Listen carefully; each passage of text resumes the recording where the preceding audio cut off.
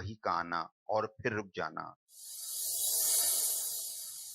اس کے بعد کئی بار وحی آئی، حضرت جبریل علیہ السلام آتے رہے، رب کا پیغام سناتے رہے، لیکن خدا کا کرنا۔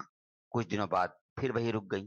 دعوت کا سلسلہ شروع ہو چکا تھا، کافروں کی طرف سے مخالفت بھی ہو رہی تھی۔ مخالفت کے لیے تنکے کا سہارا کافی تھا، وحی کا رک جانا تو خیر بہت بڑی بات تھی۔ انہوں نے اس موقع سے فائدہ اٹھایا اور بولے یہ تو خوب نبی ہیں، 2-4 دن آسمان سے بات چیت رہی، جبریل کا آنا جانا رہا اور پھر غائب، کلام پیام سب بند، تو بھائی محمد معلوم ہوتا ہے تمہارا رب تم سے روٹھ گیا، اسی لیے اتنے دنوں سے منہ نہیں لگایا۔ وحی کا رک جانا تو آپ پر یوں ہی بار ہوتا، اور پھر کافروں کا تانا تب نازک پر تیر کا کام کرتا۔ آپ سخت بے چین ہوئے، لیکن زیادہ دن نہ ہوئے کہ حضرت جبریل علیہ السلام پھر وحی لے کر آ گئے۔ والضحى والليل إذا سجى ما ودعك ربك وما قلى وللآخرة خير لك من الأولى ولسوف يعطيك ربك فترضى ألم يجدك يتيما فآوى ووجدك ضالا فهدى ووجدك عائلا فأغنى فأما اليتيم فلا تقهر وأما السائل فلا تنهر وَأَمَّا بِنِعْمَةِ رَبِّكَ فَحَدِّثْ۔ قسم ہے روز روشن کی اور رات کی جبکہ وہ سکون کے ساتھ طاری ہو جائے، اے نبی تمہارے رب نے تم کو ہرگز نہیں چھوڑا اور نہ وہ ناراض ہوا، اور یقیناً تمہارے لیے بات کا دور پہلے دور سے بہتر ہے، اور ان قریب تمہارا رب تم کو اتنا دے گا کہ تم خوش ہو جاؤ گے۔ کیا اس نے تم کو یتیم نہیں پایا اور پھر ٹھکانہ فراہم کیا، اور تمہیں ناواقف راہ پایا اور پھر ہدایت بخشی، اور تمہیں نادار پایا اور پھر مالدار کر دیا، لہذا یتیم پر سختی نہ کرو اور سائل کو نہ جھڑکو اور اپنے رب کی نعمت کا اظہار کرو۔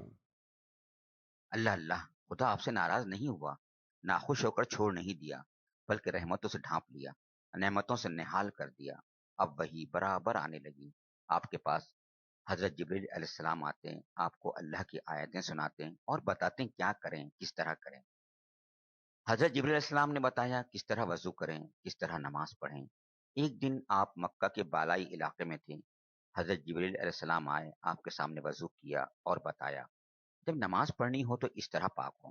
آپ نے بھی اسی طرح وضو کیا، پھر جبرائیل علیہ السلام کھڑے ہوئے، آپ کو نماز پڑھ کر دکھائی، آپ نے بھی انہی کی طرح نماز پڑھی۔ اس کے بعد حضرت جبرائیل علیہ السلام چلے گئے، آپ خدیجہ کے پاس آئے، ان کے سامنے وضو کیا، پھر فرمایا نماز پڑھنے کے لیے پاک ہونے کا یہی طریقہ ہے۔ بی بی خدیجہ نے بھی اسی طرح وضو کیا، پھر آپ نماز کے لیے کھڑے ہو گئے، بی بی خدیجہ نے بھی آپ کے ساتھ نماز پڑھی۔ علی اور زید ایمان کی گود میں۔ علی آپ کے ہی زیر پرورش تھے، آپ کے ہی ساتھ رہتے تھے، انہوں نے آپ کو نماز پڑھتے دیکھا، بی بی خدیجہ کو بھی دیکھا، انہوں نے دیکھا آپ دونوں رکوع اور سجدے کر رہے ہیں، پیاری پیاری آیتیں پڑھ رہے ہیں، ان آیتوں میں اچھی اچھی باتیں ہیں، پیاری پیاری باتیں ہیں۔ علی تعجب سے یہ سب دیکھتے رہے، ان کو پیارے نبی سے بہت محبت تھی، آپ کی ہر ادا محبوب تھی، آپ کی ہر بات انہیں جان و دل سے عزیز تھی، وہ آپ کو ہی دیکھ کر ہر کام کرتے، آپ جو کہتے بے تکلف مان لیتے۔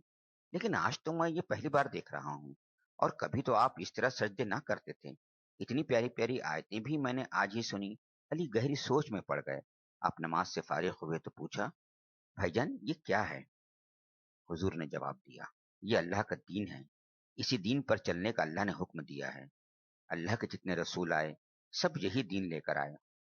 علی کو بہت تعجب ہوا، انہوں نے پوچھا اچھا یہ رکوع اور سجدے کیسے؟ حضور نے جواب دیا اللہ نے مجھے نبی بنایا ہے، مجھ پر اپنا کلام اتارا ہے تاکہ لوگوں کو اچھی اچھی باتیں بتاؤں، لوگ بھٹک رہے ہیں ان کو سیدھی راہ دکھاؤں، ان کو اللہ کی عبادت پر ابھاروں، یہ رکوع اور سجدے ہم اسی اللہ کو کرتے ہیں۔ علی نے پوچھا یہ تو بڑی اچھی چیز ہے. تو کیا جس پر آپ ایمان لائے میں بھی لا سکتا ہوں؟ کیا آپ کی طرح میں بھی عبادت کر سکتا ہوں؟ کیا آپ کے ساتھ میں بھی نماز پڑھ سکتا ہوں؟ آپ نے جواب دیا، ہاں پیارے بھائی، اللہ ایک ہے، اس کا کوئی شریک نہیں، وہی عبادت کے لائق ہے، تم بھی اسی کی عبادت کرو، لات و عزا کو چھوڑ دو، جتنے بت ہیں سب کو چھوڑ دو. علی نے کہا اچھا، ذرا میں ابا جان سے پوچھ لوں. رات بھر علی کو نیند نہ آئی، وہ جاگتے رہے، آپ سے جو کچھ سنا تھا، جو کچھ کرتے دیکھا تھا، سب پر غور کرتے رہے. صبح ہوئی تو بولے، میں آپ پر ایمان لاتا ہوں، آپ کی پیروی کا عہد کرتا ہوں، مجھے ابا جان سے پوچھنے کی کوئی ضرورت نہیں. بتائیے اب میں کس طرح رکو کروں، کس طرح سجدے کروں، اور کس طرح اللہ کا کلام پڑھوں. آپ نے انہیں نماز سکھا دی، جو آیتیں نازل ہو چکی تھیں وہ بھی یاد کرا دی. اب جب بھی آپ نماز پڑھتے علی آپ کے ساتھ ہوتے. علی اور زید ایک ساتھ ہی رہتے. بھلا والی سے پیچھے رہنے والے کب تھے؟ وہ بھی ایمان لے آئے اور شوق سے دین کی باتیں سیکھنے لگے. اس طرح سب سے پہلے بی بی خدیجہ اسلام لائیں، پھر علی اور زید اسلام لائے اور مرتے دم تک آپ سے چمٹے رہے. ان کا آپ کا جب سے ساتھ ہوا، انہوں نے آپ کو بہت بڑا انسان پایا، آپ کو حد درجہ شریف اور نیک دل پایا، اور نہ جانے کیا کیا پایا. یہی وجہ ہے ان کو آپ سے بے پناہ محبت ہو گئی. آپ کی رفاقت ان کے لیے آرام جاں بن گئی. یوں سمجھنا چاہیے وہ دونوں اسلام کی دعوت ملنے